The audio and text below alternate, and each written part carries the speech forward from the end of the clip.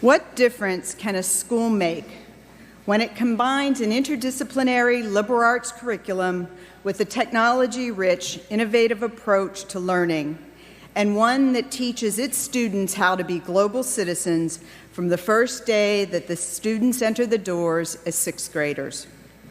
Today's commencement speaker, Lianne Gonsalves, a Cary Academy alumni from the class of 2006, actualizes our founder's vision of making a difference in Cary Academy students' lives so that our students will be difference makers for life. And what a difference Lianne is making. Working for the World Health Organization in Geneva, Switzerland, she is united with her colleagues at the WHO in a shared commitment to achieve better health for everyone, everywhere. The World Health Organization strives to combat diseases communicable like influenza and HIV, and non-communicable like cancer and heart disease. They help mothers and children survive and thrive so that they can look forward to a healthy old age. Lianne joined the WHO's Department of Reproductive Health and Research in Geneva in 2013. As a technical officer, she works on research to improve young people's sexual and reproductive well-being outside of health facilities. As a Boren Fellow in 2012, she researched and integrated population, health, and environment programming while living in Ethiopia. Before that, she taught English at a language institute and worked on health promotion issues as a Fulbright recipient in Caracas, Venezuela. She earned her MSPH in social and behavioral interventions at the Johns Hopkins Bloomberg School of Public Health in 2013. She's earned a BS in biological sciences and a BA in international studies from the North Carolina State University in 2010, where she was a Park Scholar. So, where did the road of an interdisciplinary, technology-rich, innovative education lead this alumna? To better health for everyone, everywhere. Please join me in welcoming back Lianne Gonsalves to Cary Academy.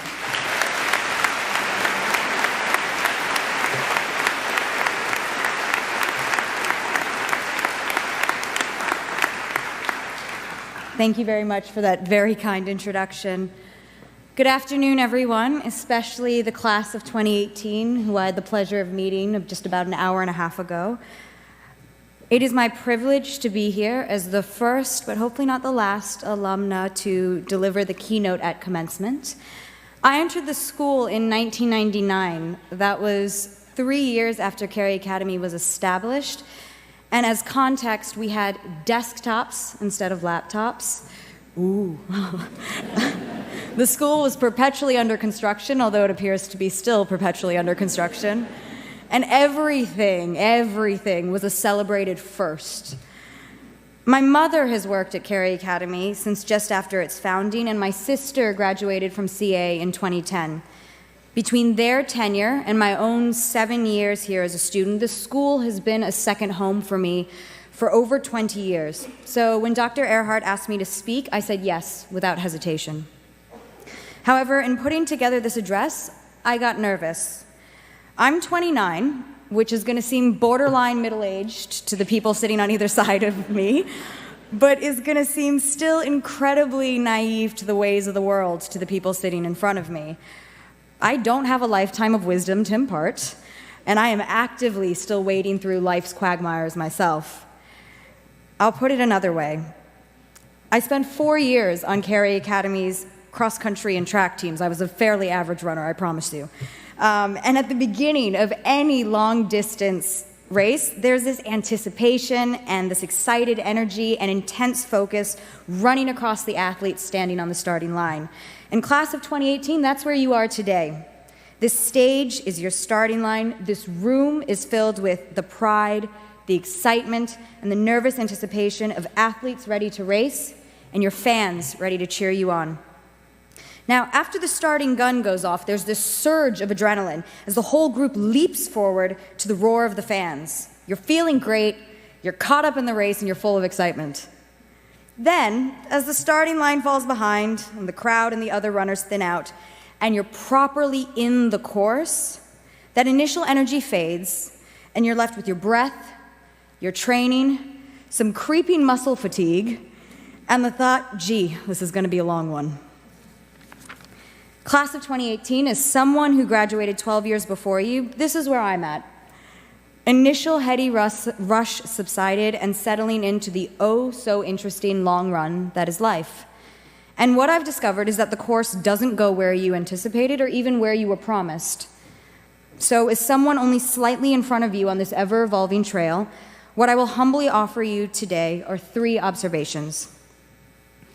In the States, we're taught to be competitive, on the playing field, in the classroom, in the boardroom, applying to colleges, going through higher education, and trying to establish ourselves in careers. We lean towards adopting the survivor mentality: outwit, outlast, outplay.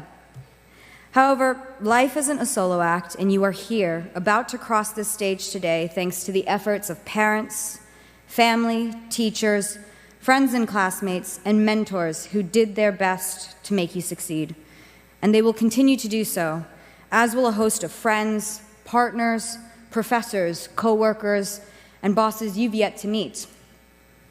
You're also the fortunate recipients of a lot of privilege, whether related to your race, your sex, your orientation, your economic status, the support of the people around you, or just the fact that you have benefited from a stellar 4 or 7 years of education at this school. All of your accomplishments to date, and those going forward, are the culmination of your talents and drive, as well as your circumstances and the people around you helping you succeed and taking a chance on you. The summer after my freshman year of university, I joined an anthropological field school in rural Guatemala. 7 weeks of intense research, training, planning, data collection, and write-ups. The field school was entirely upperclassmen and graduate students, and then me. The professor took a chance on me and let me join, not because of my own anthropological prowess — I barely knew what anthropology was — but because one of his respected students, a senior, asked him to give me a chance. In an earlier conversation with me, that senior had seen a keen but extremely confused freshman and decided to help me out. I worked my tail off, and I came out of that summer with a passion for living abroad, for development, for research, and the first of many unexpected twists in my own trail. But none of it would have been possible without that professor and without that student. Every year that goes by, you will accumulate a broader collection of life hacks, fun facts, and lessons learned. So first, for this class, I would ask you to reflect on what has allowed you to succeed and create those conditions for others. You are never too young to be a mentor to someone younger. You are never too low on the totem pole at work or in school to give advice or a leg up to others more junior. Be generous with your experience and your talents. And there's a perk. Approach the world wanting to make people around you succeed, and you'll see that others will create opportunities for you too. Now, I want to pause for a quick moment to settle a bet between me and my father. If you're listening at this very moment, please stroke your chin thoughtfully as if I've said something very profound. Okay, it's not bad. It's better than I expected. Hope you're watching, Dad. So my dad, in attempting to settle my nerves about writing this speech, told me, "It's fine, Lianne, no one listens to the keynote speaker at graduation anyway." He said that everyone would have their minds elsewhere. They'd be thinking about the rest of the day, the graduation parties, worrying about the future, thinking about tuition bills.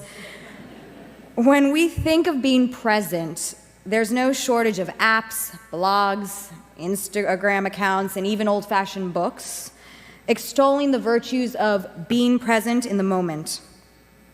But the second thing I would observe to this class is the importance of being present in life overall. Being present in life means letting go of the shoulda, woulda, coulda of what might have been, and the stress of what should come next, and exploring and investing in your life and your world for what they are now. And it's more than just introspective navel-gazing. I would encourage this class to continue, as you've already done, to be present in your communities, in your state, in your nation, and in your world. And part of being present means being open to engaging with others, as well as the possibility of changing your perspectives. Recognize that your point of view and your way of life aren't universal truths. And I get that this sadly feels really difficult right now for everyone, especially when pitted against some of the ideological and partisan bickering that we've devolved to in this country.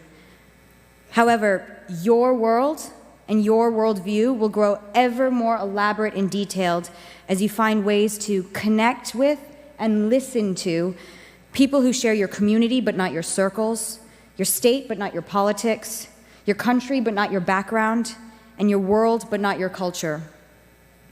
And once you've connected, act, discuss, volunteer, organize, march, reform, revolt.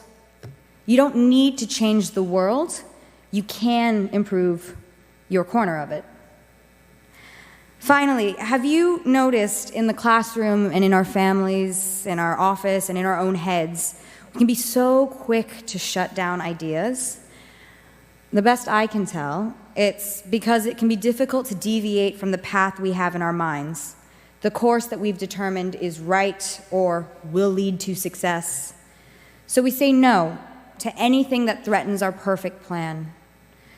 But what if we said yes more often?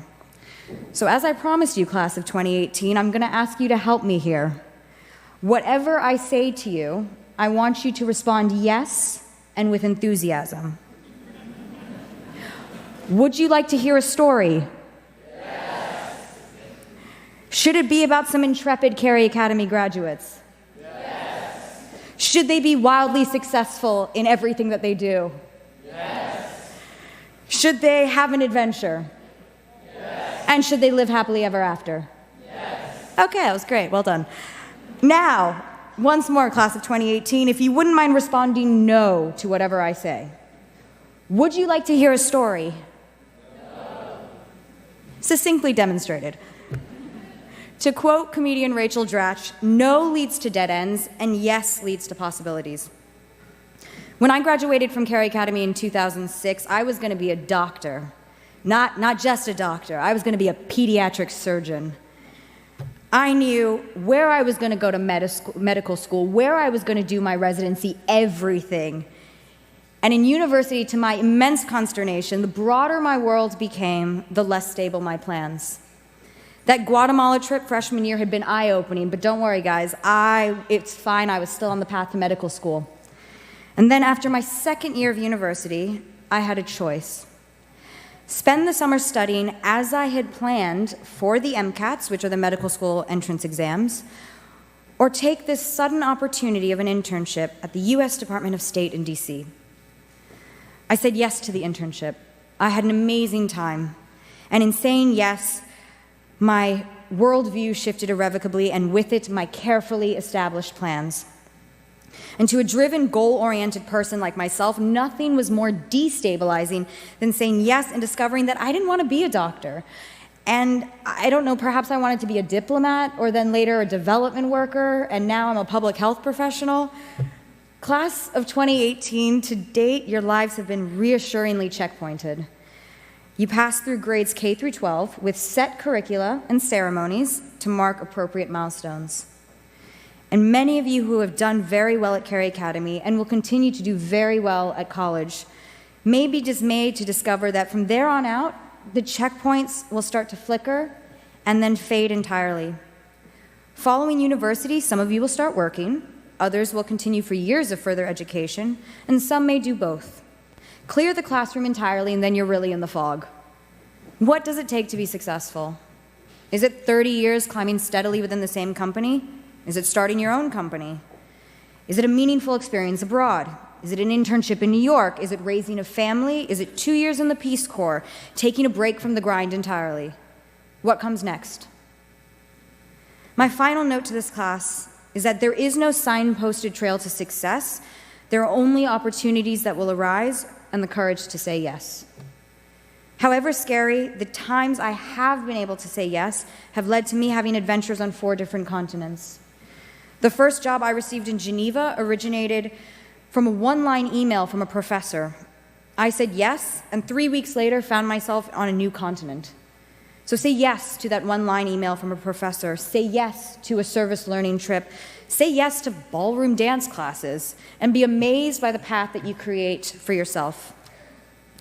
In conclusion, having affirmed to you that life really is that unpredictable, I'd like to set this challenge for the class of 2018. Improvise your way through life. Bear with me on this. When I'm not working at WHO, I perform and teach as part of an improvisational comedy troupe called the Renegade Saints. Improvised comedy involves no script, set characters, or planned storyline. A full story is told from start to finish and is created on the spot with help of suggestions from the audience. Improv is electrifying, it's challenging, and it's unpredictable. Before each show, each person on my troupe quickly goes to every other person and, with one hand on their back, looks them in the eye and says, "I've got your back." It's a small, important reminder that improv isn't a solo act. No audience will ever enjoy your witty one-liners if your scene partner is floundering next to you on stage. So our goal in every scene is not to worry about ourselves, but instead to make our partners succeed.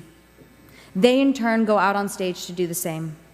And we do this by truly listening, by being 100% present and tuning into everything happening around us. We then say yes to each other's ideas and make them come alive on stage.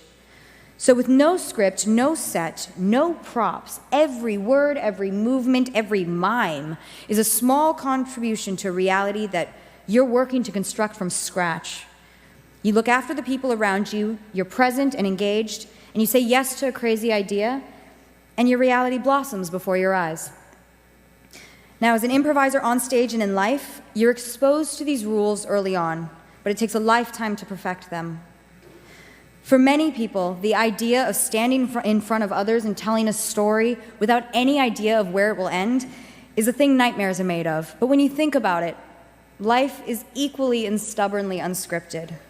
And I have learned that no amount of vision boards, goal setting, 5-year planning, or mantra adopting will lead to a concrete path for living your life. Unexpected deviations are a guarantee. So class of 2018, I want to encourage you to have your partner's back, be present, say yes. In other words, improvise and get started. My sincere congratulations to the class of 2018, and thank you all very much.